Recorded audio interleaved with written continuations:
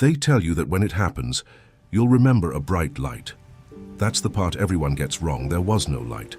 There was only the moment the road went quiet, and then the 12 minutes that I will spend the rest of my life trying to get back. If you're enjoying this, do me one small favor and tap the like button. It genuinely helps more than you'd think. And while you're getting comfortable, tell me in the comments where you're listening from tonight and what time it is where you are. I always like knowing who's out there in the dark with me. Now keep the lights low and let me tell you about the night the highway swallowed me whole. My name doesn't matter, so let's leave it at Ray. What matters is the road, because the road is the only witness that never lied to me. It's called County Route 9, though nobody who lives out there calls it that. To us, it was just the bench, a 2-lane strip of cracked asphalt that runs 40 miles across the high desert between the town where I worked and the little rented house where I slept. 40 miles of nothing. No streetlights, no gas stations after mile marker 11, just sagebrush and basalt, and a sky so wide and so full of stars that the first time my wife saw it, she cried. And she wasn't the crying type. Her name was Carrie. Is Carrie? I keep doing that, and I'm sorry. I'll try to keep it straight. We hadn't planned on the desert. Nobody plans on the desert. 5 years back, we'd been living in a city 2 states over, in a 3rd-floor apartment with a view of a parking garage. And I'd had a good enough job doing maintenance for a hospital until the hospital got bought, and the new owners decided a lot of us weren't necessary. Carrie made a little money selling her paintings online, careful small watercolors of birds and weather, but not enough to keep us where we were. And one night at the kitchen table, she slid a printout across to me, a job at a water treatment plant. Good benefits, middle of nowhere. A town so small it had one stoplight, and that stoplight blinked. And under it, a listing for a rental house, cheap, with a porch, at the end of a dirt road off the highway. I remember I laughed. I remember she didn't. She said, "Ray, I'm tired of looking at a parking garage." She said, "I want to see the sky again." And that was that. 6 weeks later, we were unloading a truck under a sky so big and so black and so crowded with stars that we both just stood there in the dirt yard with boxes in our arms and didn't say anything for a long time. That was the good part. I want you to know there was a good part, because of everything that came after. People forget that there was a good part. We were happy out there. Carrie painted the desert instead of birds now, the long light in the evenings, the way the hills went purple and then blue and then nothing. I worked my 4 nights a week at the plant, midnight to 8, watching gauges and taking readings and drinking coffee that tasted like the inside of the pot. And I drove the bench home in the small hours with the whole world asleep and the sky wheeling overhead. And I want to tell you, for a man who'd spent his life under city light, learning that sky was like learning to read all over again. I drove the bench 4 nights a week, home from the late shift, and I had driven it so many times that my hands knew the curves better than my eyes did. I could tell you where the road dipped before the old cattle guard. I could tell you which fence posts leaned and which ones had fallen. I knew the exact spot, about mile marker 22, where the radio would give up and hand me over to the static. And I knew that if I waited about 90 seconds, the station out of Elko would fade back in, thin and far away, like a voice calling from the bottom of a well. That was how I measured the drive. Not by the miles, by the songs. I'm telling you all of this so that you understand what kind of man I was. An ordinary one. A man who took readings and drank bad coffee and loved his wife and knew a road the way you know the inside of your own mouth. I didn't believe in anything I couldn't put a wrench to. When people in town talked about lights over the flats or cattle found dead in a way that made the ranches quiet and strange, I nodded and I didn't argue, and I drove home thinking about nothing, because I was a man for whom the world made sense, top to bottom. And that is exactly the kind of man this happens to. Remember that. It doesn't come for the ones who are looking. It comes for the ones who aren't.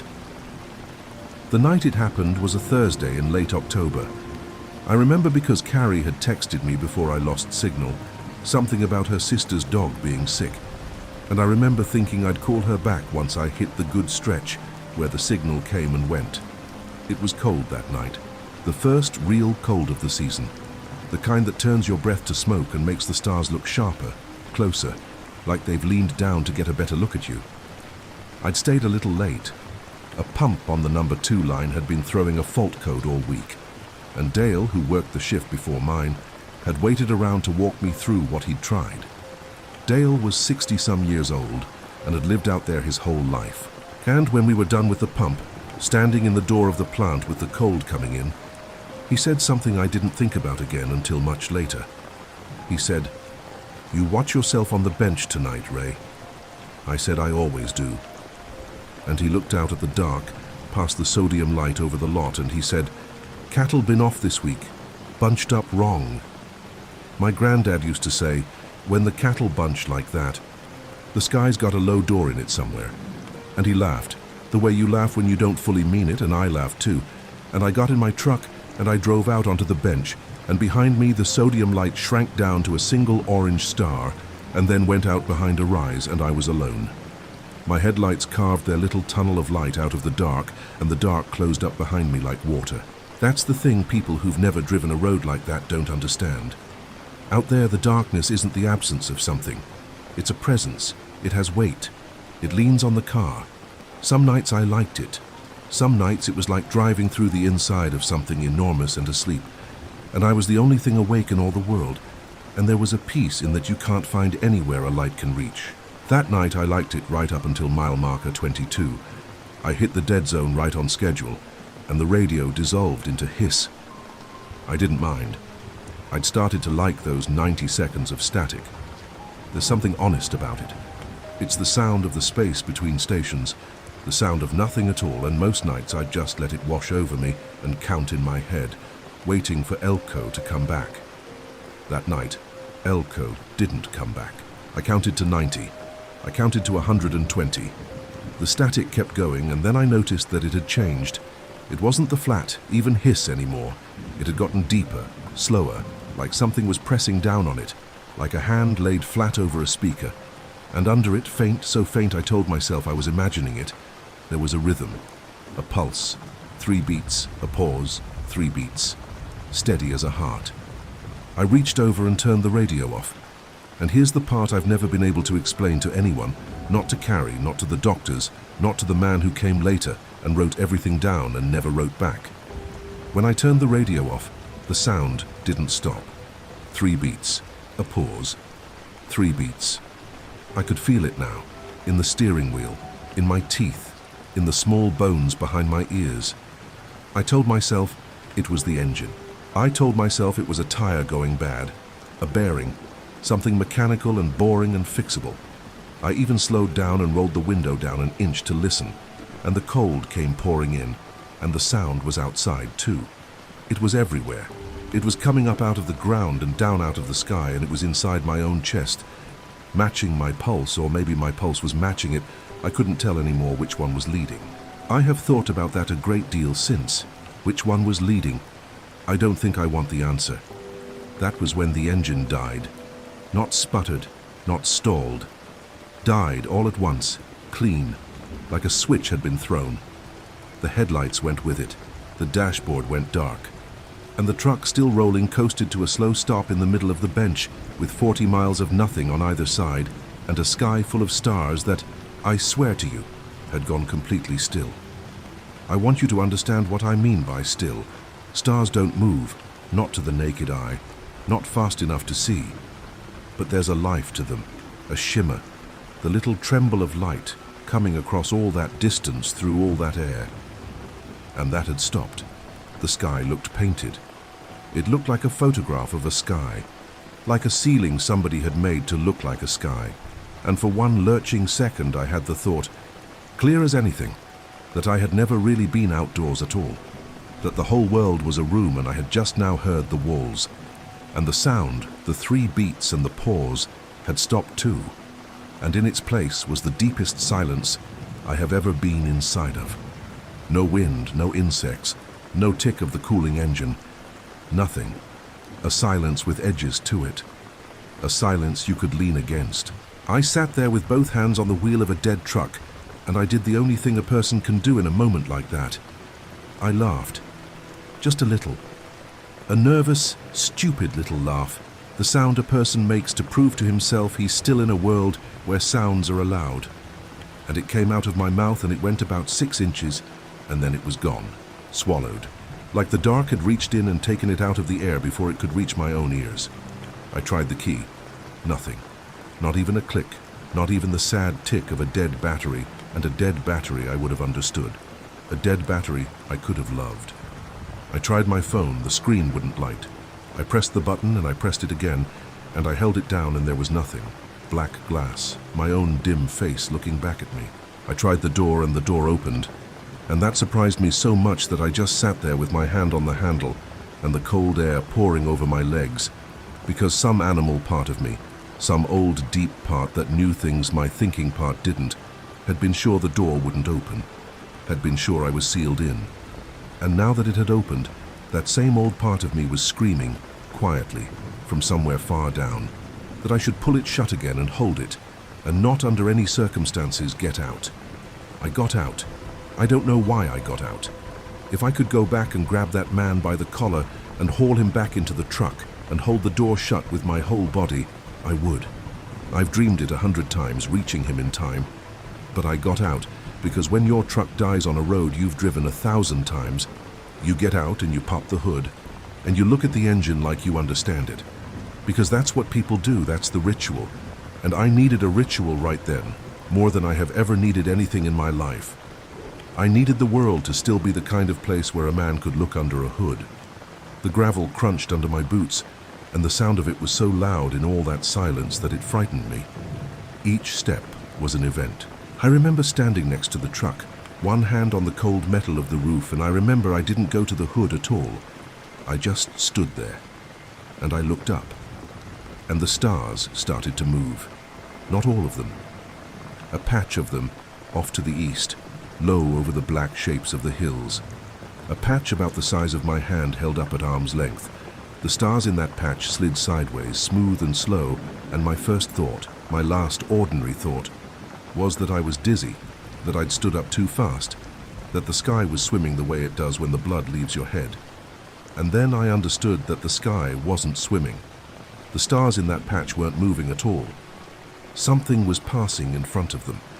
Something that had no lights, no shape I could make out, something I could only see because of the stars it swallowed one by one as it came.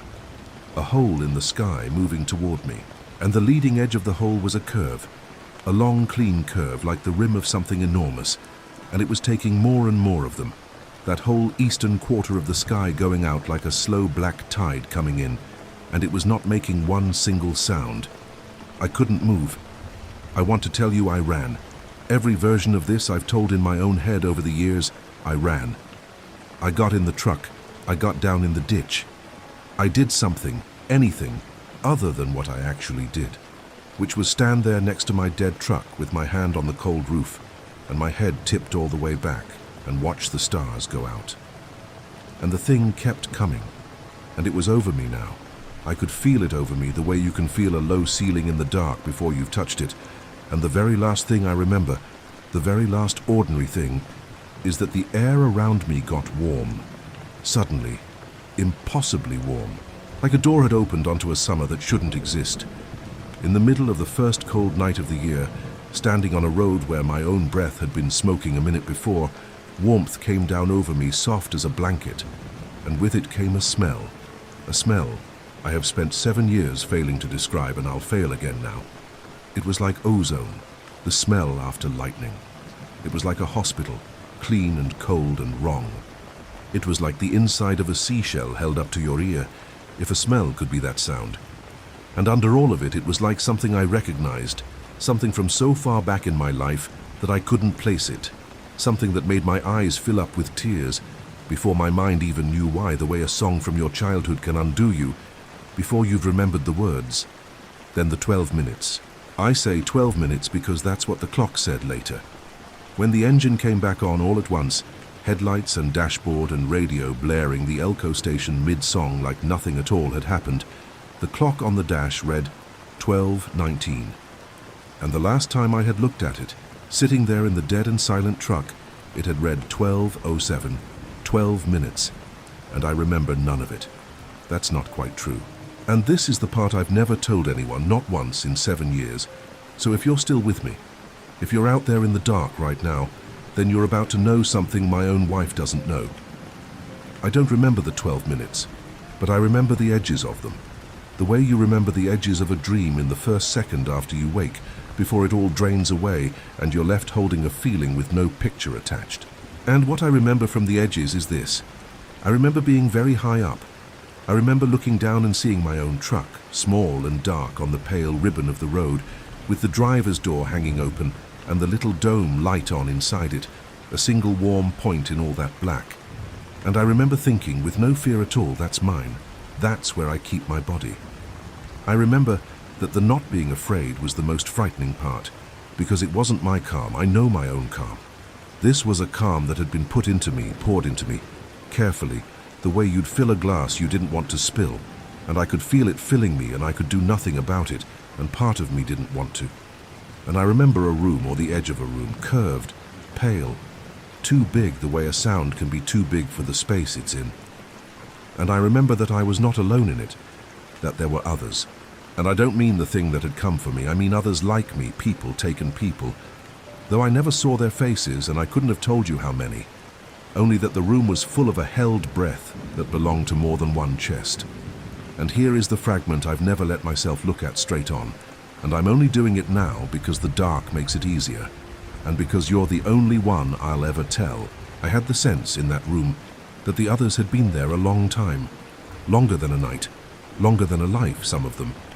I had the sense that I was new, that I was the freshly caught one, the one still warm from the road, and that the ones around me had been asked their questions so many times and had answered so completely that there was almost nothing of them left, that they had been drawn up and drawn up, a little more each time, over years, over decades, until they were mostly just the answering now, mostly just a shape of a person kept for the one thing it could still give.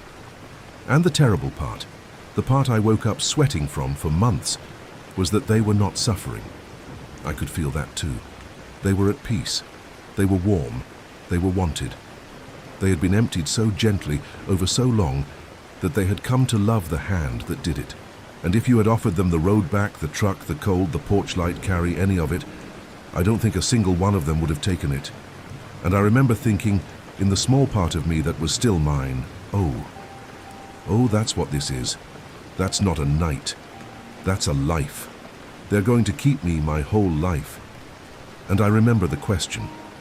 There was a sound that was almost a voice, close to my ear, patient and slow, asking me something I couldn't understand in a language I had never heard, and somehow already knew I would never be allowed to forget. It asked it again and again, the same question, gently, the way you'd ask a frightened child to tell you where it hurts. And I remember answering. I don't know what I said, I don't know what the question was, but I remember the feeling of answering, of the words leaving me, of something being drawn up out of me slow and complete like water up a straw. And I remember that when I was done, the thing that had asked was satisfied. And its being satisfied filled me with a warmth so total, so complete, that even now, 7 years later, on the worst nights I miss it. God help me, I miss it. I have never been so at peace as I was in the middle of the worst thing that ever happened to me. And there is no one alive I can say that to except you. Then I was standing on the road again next to my running truck, and it was 12:19, and I was soaking wet with sweat in the freezing cold, steam coming off me like a horse run too hard, and my nose was bleeding down over my mouth and chin, and I was holding my own keys in a hand that had, at some point I don't remember, been closed so tight around them that they had cut 3 little half moons into my palm. I still have the scars, 3 small white crescents in a row. I'm looking at them right now, on the hand that's holding the edge of this desk, and I could show them to you, but you'd only see 3 little marks and you'd think, so what? A man cut his hand.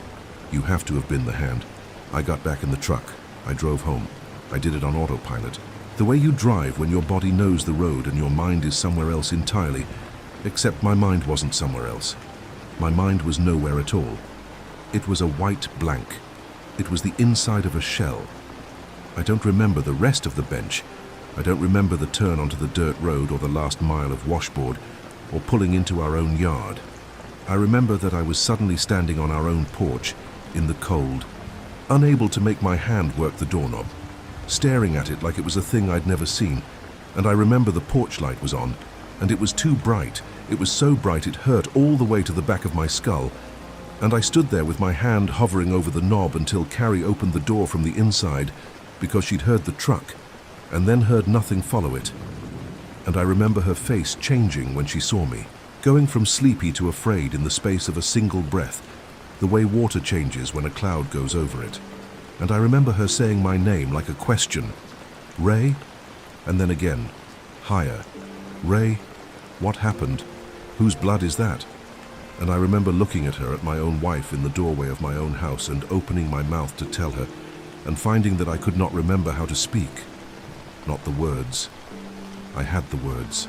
I couldn't find the how. The mechanism of it, the thing you do with your breath and your throat and your tongue that you learned before you can remember learning and never think about again in your whole life. It was gone. It had been taken out and not put back. And I stood there on my own porch working my jaw like a fish pulled up into air. And the light was too bright and her voice was too loud, and the whole ordinary lamplit world of my own front door was too much, too sharp, too near. Like I'd been away so long, I'd forgotten the volume the world came at. And I understood, standing there, that some part of me had not come all the way back down, that some part of me was still up there in the warm dark, in the pale, curved room, answering that gentle, patient question over and over, and that it always would be, that from that night on there would be a little less of me here and a little more of me there, and that the balance would only ever tip one way. That was the first night. I wish I could tell you it was the only one. I wish I could tell you it was a breakdown, a bad night, a thing that ended when the sun came up. But the thing about being taken is that it isn't an event. I know that now. It isn't a thing that happens to you once, and then is over and becomes a story. It's a door that gets opened in you. And the terrible thing, the thing nobody warns you about because nobody who knows it ever comes all the way back to tell you, is that once a door like that is open, things can go through it in both directions. I got my voice back around dawn. I told Carrie the acceptable version, the version a sane man tells. The truck broke down. I got scared out there alone in the dark. I had a panic attack, a nosebleed, I lost track of time. She held me and she believed me because she wanted to, and because the truth wasn't a thing I could have handed her even if I'd tried. In the morning I found a mark on my thigh I couldn't account for, a clean round patch where the skin was smooth and pink and new, like a healed burn, like something had been taken, and the place tidied up after. I didn't show her that either. For 3 weeks nothing happened, and I want to tell you what those 3 weeks were like, because the nothing was its own kind of something, and I've come to believe it was the worst part of all. Not the road, not what came after, the waiting in between. I went back to work 2 nights later. I told Dale I'd had truck trouble on the bench, and he nodded slow and he looked at me a second too long and he didn't ask what kind. That was the thing about Dale. He'd lived out there his whole life, under that sky, and he knew there were kinds of trouble on that road you didn't ask a man about. He just said, "You look thin, Ray." And I hadn't been thin the week before. I'd lost weight I didn't have to lose, and I would keep losing it. And no scale and no doctor would ever tell me where it went. At the plant that first night back, I lost time again. Not much. I was writing down a reading off the number 2 line, the same pump Dale and I had fought all week, and I had the pen on the clipboard and the number in my head. And then I was standing in the doorway of the pump room with the cold coming in off the yard, and no memory of walking there. And the clipboard was on the floor behind me, and 11 minutes had gone off the clock on the wall. 11 minutes. And on the clipboard, in my own handwriting, under the last real reading, I'd written 3 short marks, not numbers. 3 little vertical lines close together, pressed so hard the pen had torn the paper. 3 marks, a gap. And I understood, looking at them, that my hand had written down the rhythm while the rest of me was gone. I started to notice the smell at strange times. I'd be doing something ordinary, filling the truck, standing at the sink, and it would come, just for a second, that ozone and hospital and seashell smell, faint, like a door opening somewhere far off in the house and closing again before you could find it. Carrie never smelled it. I'd watch her face when it came, and there was nothing there. And I learned to hold still and let it pass and say nothing, because what was there to say? That I could smell the inside of the thing that took me. that it was leaking through into ordinary afternoons. And there was the porch light. I told you I started leaving it off. I told Carrie it was to see the stars, and that was a lie. And the truth I couldn't have said out loud, even to myself, was that the light was too bright now. All light was too bright now.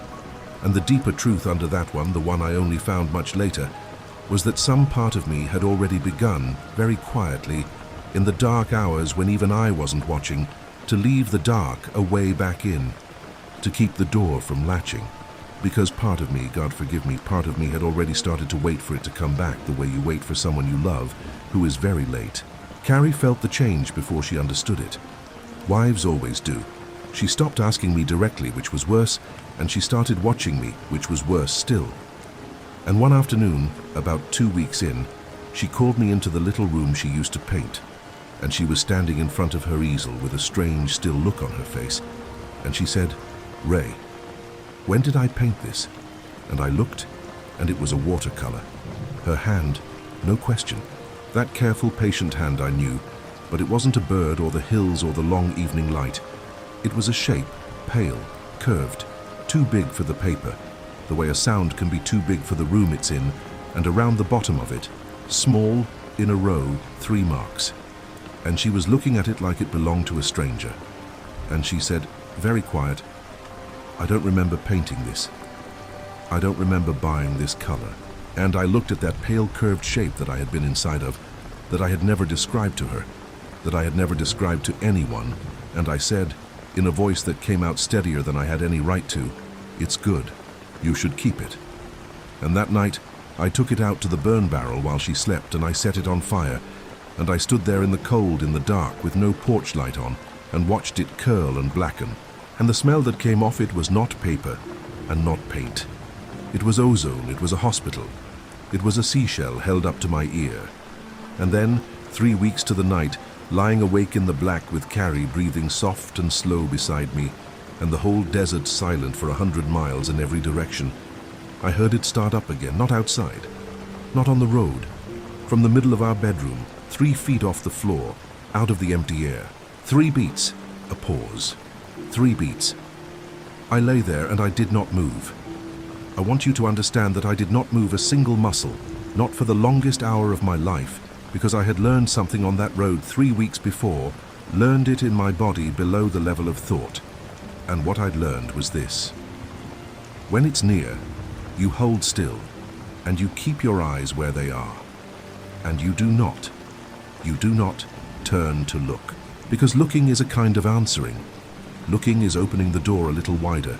So I lay on my back with my eyes on the black ceiling, and the rhythm ticking out of the empty air 3 feet above the foot of the bed. 3 beats and a pause, and 3 beats. Patient, patient. And beside me, Carrie slept on. And I was more alone in that moment than I had been in the middle of 40 miles of empty desert, because at least out there the thing had wanted me. In here it was only counting, waiting, keeping time until the hour came round again. And then, very softly, so softly, I have never been sure whether I truly heard it or whether it was let into me the way the calm had been let into me on the road. The smell came. Ozone. Hospital. Seashell. The thing from so far back, I could never place it. It filled the room without a sound, and the rhythm slowed and the air began at the foot of the bed, in the dark I would not let myself look at, to get warm. It had followed me home, or it had never left. Or, and this is the thought I want you to sit with until next time, the way I've had to sit with it every night since, it had never been outside of me at all. Maybe the road didn't put it in me.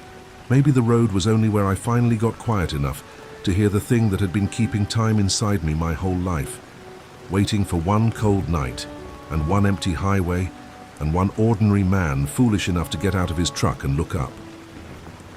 But that's where I have to leave you for now. Rest if you can. And if you take one thing from a man who learned it the hard way, take this. When the world goes quiet in a way the world shouldn't, and every part of you says, stay where you are, listen to that part, don't get out, whatever you do, don't get out. If you're still with me after the first part, then you already know the road and the 12 minutes and the gentle voice that asked me a question I still can't remember. So you know the worst of it is not behind us. It's ahead. Get comfortable, keep the lights low, and if you can spare it, leave a like before we go on, because what I'm about to tell you I've never said out loud, and I'd rather not say it to an empty room. The rhythm came back into our house 3 weeks to the night, and after that it never fully left. I need you to understand how that changes a person. It's one thing to be afraid of the dark outside, the desert, the road. You can lock a door against the outside. You can move. But when the thing you're afraid of ticks out of the air 3 feet above the foot of your own bed, in the one place in the world that's supposed to be safe, then there is nowhere left to lock and no door to move behind, and you begin to understand that the thing was never really out there. That you brought it home in you like a cold you can't sweat out. That you are the door. I went to a doctor first. A real one in town. The same kind woman who'd have told a frightened man anything to help him sleep. I gave her the acceptable version again, the panic attack, the lost time, the nosebleeds, which had kept coming, and now the not sleeping. She ordered scans and I drove 2 hours to the nearest place that had the machine, and I lay in that long white tube while it hummed and clicked around my head, and I remember I was not afraid of the machine at all. I remember I found it almost comforting. The humming, the being held still in a pale, curved space, while something patient looked inside me.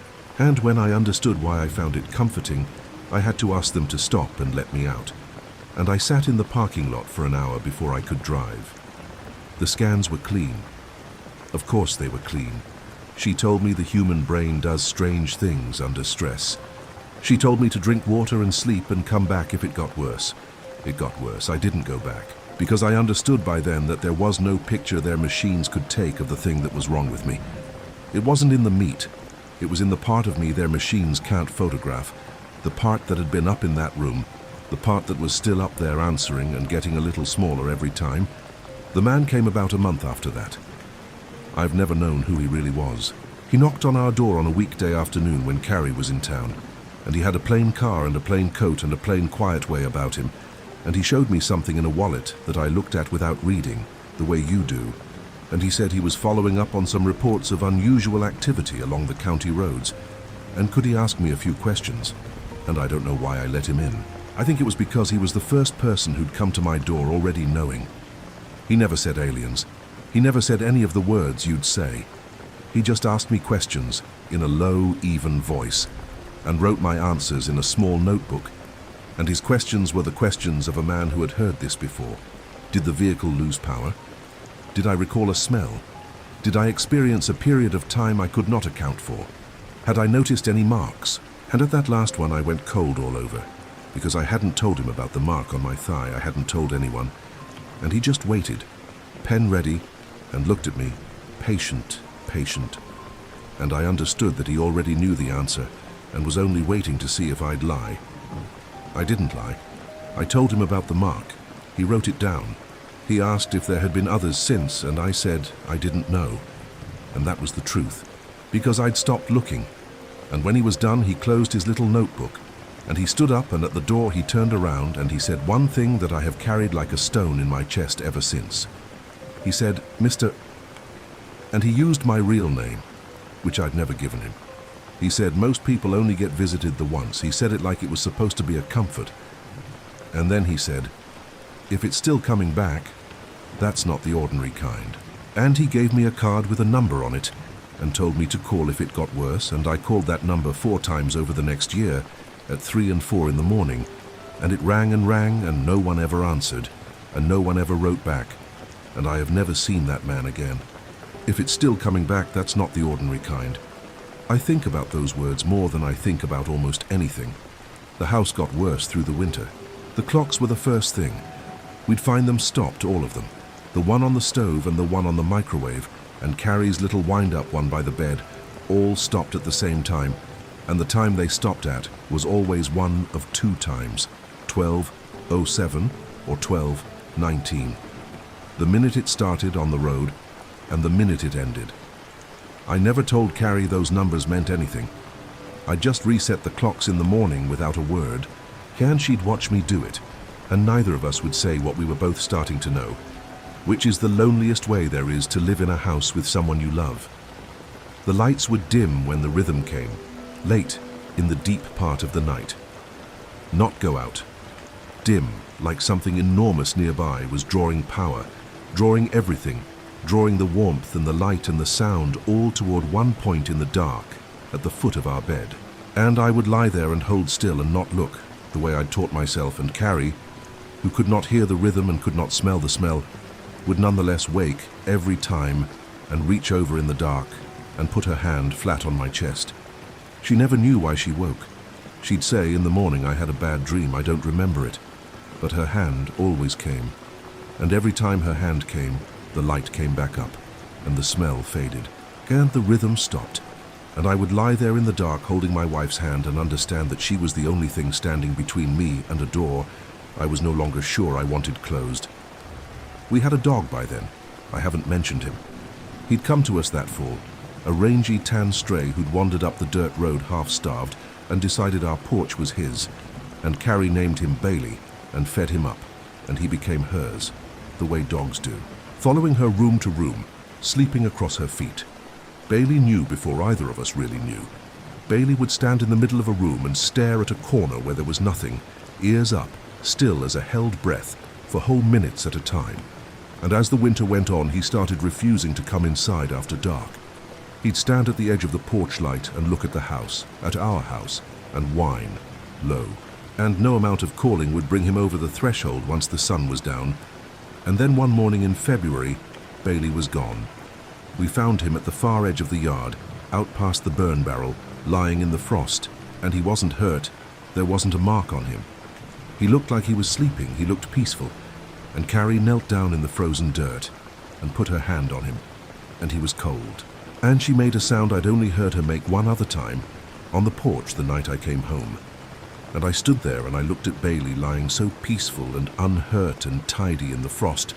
Tidy, the way the mark on my thigh had been tidy, the way something is when it's been taken and the place cleaned up after. And I understood that it had learned it could reach through into our world now, and that it had reached, and that it had taken the smallest, easiest thing first. A practice, a proof, and I understood that next time it would reach for something bigger. And I looked at Carrie kneeling there in the cold with her hand on that dog, and I thought, not you. Whatever this costs, whatever's left of me it takes, not you. That was when I stopped sleeping altogether. I don't mean I slept badly, I mean I stopped. 3 days. 4. The world goes strange when you don't sleep. Thin and bright and loud. The way it had been on the porch that first night, colors too sharp, sounds arriving a half-second late, the edges of things not quite meeting the things they belonged to. I drank coffee until my hands shook, and then I drank more. I took to driving the county roads in the daylight, not the bench, never the bench again, but the other roads, in the sun, with the radio up loud and the windows down, because the one thing the not sleeping brought me was that it never came in the daytime, not once. The daytime was still mine, and I would have lived in the daytime forever if a man could. I'd come home at dusk with the light going, and the dread rising in me like water in a well, and Carrie would look at me with a fear she'd stopped trying to hide, and I'd sit up in the kitchen with every light in the house burning, and a book I wasn't reading, listening to her sleep, waiting for a dawn that took longer to come every night as the winter deepened. And I understand now that not sleeping was exactly the wrong thing, that it was the worst thing I could have done, because sleep is a wall between a man and the dark places, and I was standing there with a hammer tearing my own wall down out of fear of what was on the other side. The thinner I got, the thinner the wall got, and the thinner the wall got, the more of the other side leaked through, until by the 9th day, I wasn't always sure in a given moment which side of the wall I was standing on, but I was so afraid of what came in the dark that I could not, would not, let the dark have me. And so I tore, and I tore, and I waited for a morning I could rest in, and it never came, because you cannot outrun a thing that lives inside your own tiredness. The more afraid of it you are, the more you feed it the very thing it needs. And on the 9th night, the boundary between waking and sleeping worn as thin as old cloth, worn through really, so that I no longer knew if my eyes were open or shut. I was lying on my back with my eyes on the ceiling the way I'd trained myself, and I broke my own rule. Something made me. I have never known if it was me or if it was let into me. But I turned my head and I looked at the foot of the bed, and there was someone standing there, I want to be careful now because this is the part people can't believe, and I don't blame them. Because I wouldn't believe it either if I hadn't been the one lying there with my wife asleep beside me and my whole body turned to stone. It wasn't a monster. That's what nobody understands, and it's the thing I most need you to understand. When people imagine this, they imagine claws, teeth, something out of a film, something you could scream at. But the thing at the foot of my bed was worse than any monster, because a monster is at least an animal. And an animal you can understand, an animal wants to eat you, and you both know the terms. This was not an animal. It was tall. It was thin. And it was still, so completely still that it did not seem to be standing there so much as it seemed to have always been standing there, in that exact spot, since before the house was built, since before there was a desert. And I had only just now, after a lifetime, become able to see it. And it was looking at me. I could not see its eyes. I could not see anything you could point to and name a face. But I have never in my life, before or since, been looked at so completely. It was looking at me the way you look at a page you're reading. It was looking at me the way you'd look at a photograph of someone you used to love, trying and trying to remember their name. It was looking at me the way I imagine God looks at a man, if there's a God, with a full and patient and terrible attention that saw all of me at once, every year of me, the good and the small and the hidden, and did not look away from any of it. And into my head, without a sound, gentle and patient and warm, came the question. I still couldn't understand it, but I understood more of it than I had on the road. I understood, this time, that it was not a question about me. It was bigger than me. It was a question about all of us, about the whole sleeping world of us, the billions, breathing under this one sky, and the thing at the foot of my bed had picked me out of all of us, not because I was special, I need you to hear that. Not because I was chosen or marked or important, but because I had happened to be on a dark and empty road at the exact wrong moment, the way a raindrop happens to land on one blade of grass and not the million others around it. It had picked me the way you'd bend down and pick up a single stone from an endless beach, just to feel the weight of it, just to learn from that one stone what the whole beach was made of. And it was holding me up now in the dark, turning me over and over, reading the whole species off of me one answer at a time. And I was answering. Again, I could feel the answer being drawn up out of me, slow and complete. The words leaving me in a language I didn't own. And I was so tired. I was so unspeakably tired after 9 nights without sleep. And the warmth came. The warmth I'd been missing every single day like a limb, pouring into me the way it had on the road, filling me up. And with it came the thought, clear and calm and reasonable. Let go. Just let go. Answer all the way. Hold nothing back. You are so tired and you have been so afraid, and none of it has to hurt. Go up into the warm dark and stay, and answer forever. And it will feel like being held. It will feel like being loved. And no part of you will ever be cold or tired or alone or afraid again. And I almost did. I want to be honest with you here in the dark, because I've never been honest about this with anyone. I almost did. I was so close. I could feel the last of me starting to lift, the way you feel yourself finally letting go into sleep, that sweet falling, and I was glad. I was actually glad. And then Carrie's hand. She'd woken. She hadn't seen it, I know that now. She never once saw it in all the time we lived there. But she'd woken because I had started to make a sound, a low sound, she told me later. A sound she said she never wanted to hear again as long as she lived. And even asleep, even half in a dream, she had reached across the dark the way she'd done 10,000 times, the way she'd done every single night without ever knowing why, and she'd put her hand flat on my chest, and the warmth went out of me like a light switched off. The thing at the foot of the bed did not move. It simply was not there anymore, the way a word is not there anymore the instant you stop saying it. And I was lying in my own bed in my own dark room with my wife's warm hand on my chest and her sleeping face turned toward me, and I was crying, really crying, the way I hadn't cried since I was a small child, because I had understood 2 things in the same moment, and each of them was too big to hold. The first was that it would always come back. The door was open. It would keep coming, patient, patient, once an hour on the hour of the deep night, once a week, once a season, for as long as I lived. And it would draw me up a little more each time, the way it had drawn up those others in the room, the ones who had almost nothing left, the ones who were at peace, until one night there was no more of me to draw and I would simply be gone, unhurt, tidy, at the foot of my own bed in the frost, and Carrie would kneel down and make that sound. And the second thing, the one that still wakes me at 3 in the morning in a city 1,000 miles from that road, the one I have never said out loud until right now, into this dark, to you.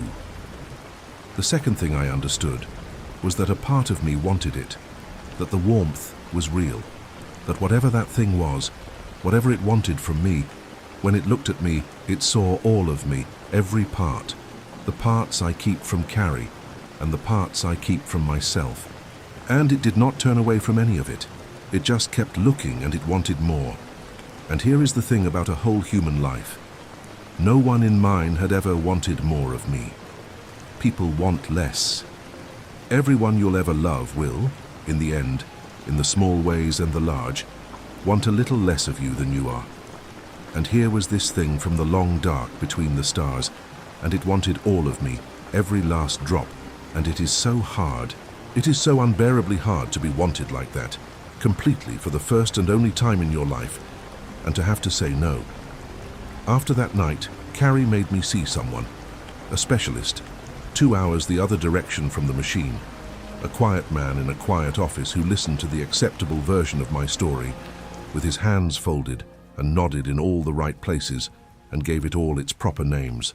Trauma, dissociative episodes, a stress response, he said, that had carved a groove in me, and now my mind slid down that same groove whenever I got tired or frightened, the way water finds the same channel every time it rains.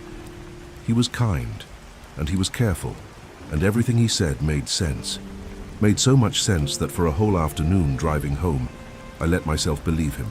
Let myself believe I was a bruised man and not a chosen one, that there was no room, no others, no question, only a frightened brain playing a frightened brain's tricks.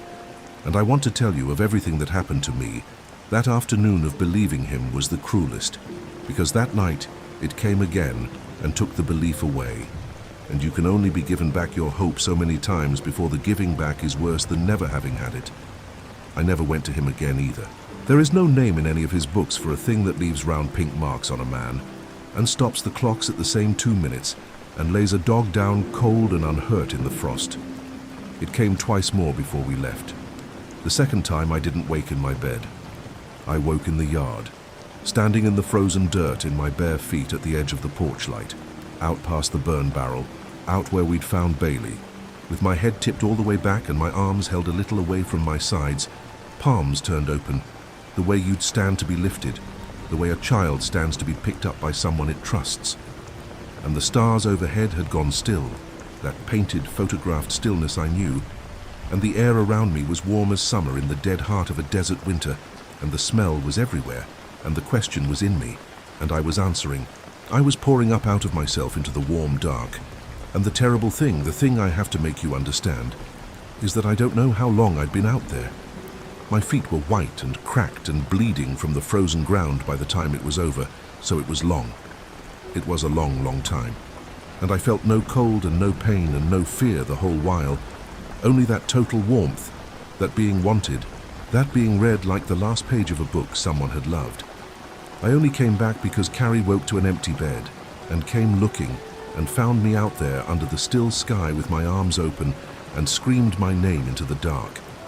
And the sound of her, the raw human fear in it, broke the stillness the way a stone breaks ice, and the stars shuddered back into their trembling, and the cold came down on me all at once like a collapsing house, and I fell in the dirt, and she had to half carry me inside. And neither of us said one word, because there were no words left that were any use. In the morning there was a new mark behind my knee this time, clean and round and pink and painless. I didn't hide it from her. There was no more hiding anything. The third time was the last, and it was the worst because the third time it didn't take me anywhere. It came for her. I woke to the rhythm and the warm air, and I turned my head, breaking my own rule again. And the tall, still thing was at the foot of the bed the way it had been before, patient, patient. But it wasn't looking at me. It was looking past me.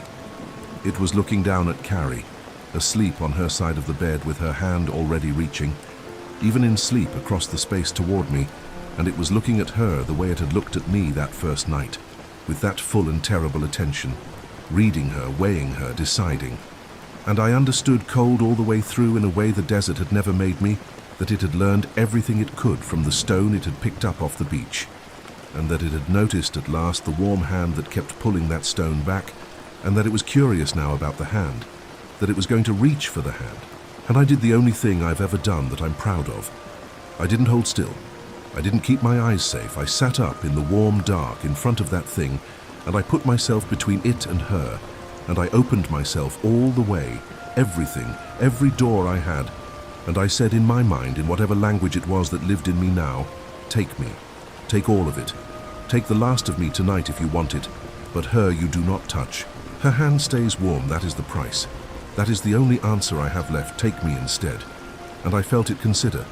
I felt it turn its whole attention onto me, and the warmth came so strong it was almost light, and I thought, this is it, this is the night, and I was not afraid. And I reached back and found Carrie's hand and held it one last time so that the last thing I ever felt would be her.